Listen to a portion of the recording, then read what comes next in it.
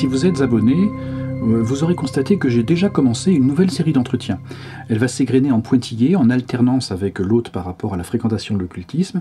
Parfois, elle viendra compléter ou illustrer un entretien qui vient de se passer, mais pas toujours, ce ne sera pas systématique. Mais en tout cas, aujourd'hui, je viens expliquer de quoi il est question à travers cette série. Il y a souvent des œuvres qui comptent ou qui ont compté dans nos vies et on ne les a pas choisies. Ce sont un peu comme des rencontres, et ces rencontres-là nous marquent, nous influencent ou nous inspirent. Et lorsque l'on a une démarche intérieure, on a souvent une œuvre qui nous a particulièrement marqué ou qui a marqué une inflexion ou un tournant dans notre vie, que ce soit un film, une série, le plus souvent ça peut être un livre ou un auteur. D'une manière ou d'une autre, ces œuvres nous montrent un chemin, apportent une aide, un soutien, ou forment des fois un pilier dans notre vie. Et parfois, on partage ces influences avec d'autres personnes, et puis parfois aussi, on préfère garder ça pour soi, et on n'en parle à personne. Et il arrive qu'on soit déçu. Alors des fois, on est déçu parce qu'on a surinterprété le message, ou on a amplifié du fait d'une phase de vie que l'on traversait au moment où on a rencontré cette œuvre, ou bien il peut arriver que, rétrospectivement, on trouve ces œuvres un petit peu fades parce que, on a dépassé le stade. Et bien tout ça, c'est peut-être des illustrations qu'on a mûries. Et ça, c'est plutôt un indicateur positif. Mais il arrive aussi parfois que l'on soit déçu parce qu'on se rend compte, a posteriori, que derrière l'œuvre ou chez l'artiste, il y avait une sorte d'idéologie ou bien des a priori et que l'on ne partage pas, qui ne font pas partie de nos propres valeurs ou de nos propres options et qu'on n'avait pas détecté à ce moment-là. Et il peut arriver aussi qu'on se rende compte que l'auteur, en fait, il cherchait surtout à faire des profits, à exploiter une niche ou qu'il soit totalement cynique, quoi. Il cherche à exploiter des attentes ou à flatter un public, quitte à manipuler réellement son auditoire juste pour faire des profits. Mais ça, on ne peut pas le savoir à l'avance. Et c'est un petit peu aussi le genre de questions qu'on se pose, pas forcément consciemment, mais qui sont présentes en tout cas, dans les situations où on se retrouve devant un bouquin dont on a beaucoup entendu parler, puis on se demande si la lecture vaut le coup.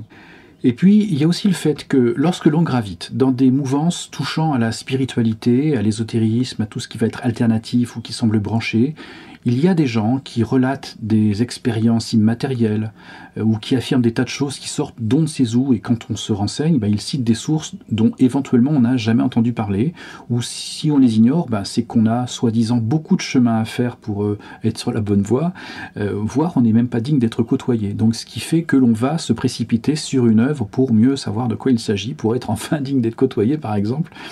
Je ne sais pas si ça vous dit quelque chose, ces exemples.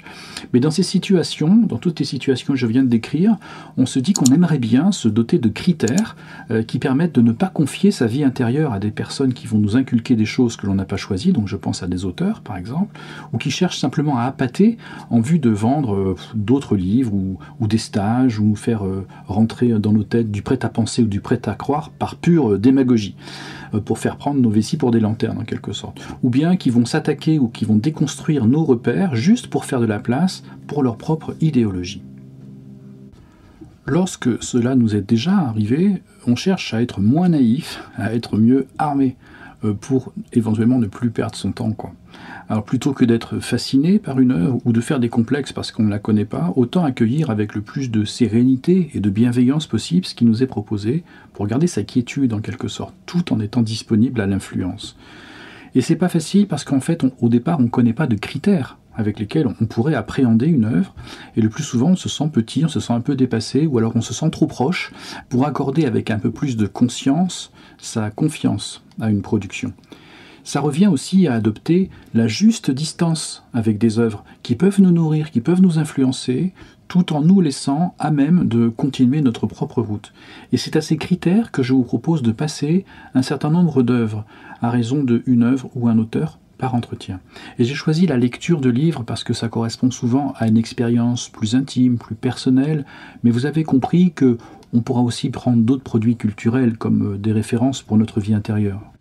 Je précise bien sûr que mon but n'est pas de faire des analyses d'ouvrages ou de dire ce que je pense de telle ou telle œuvre en particulier, parce que ça requiert une espèce d'intérêt.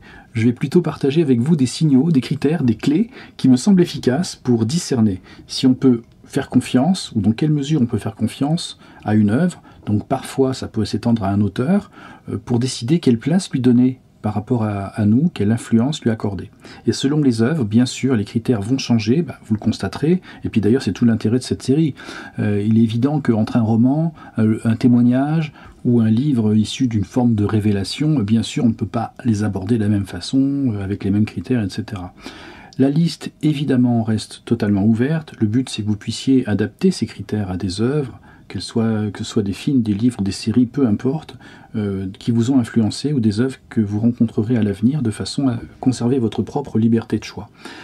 De votre côté, si vous avez vous aussi des œuvres qui ont compté ou qui comptent pour vous, qui vous influencent et que vous aimeriez partager, n'hésitez pas à en faire part.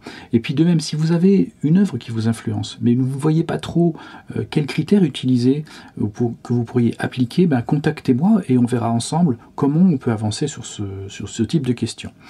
J'espère en tout cas que cette idée vous sera utile, particulièrement si vous êtes dans une recherche de sens, une démarche spirituelle ou que vous cherchez quelque chose qu'il est parfois difficile de nommer. Mais vous savez que vous êtes en recherche. Je vous dis donc à bientôt. Allez, salut!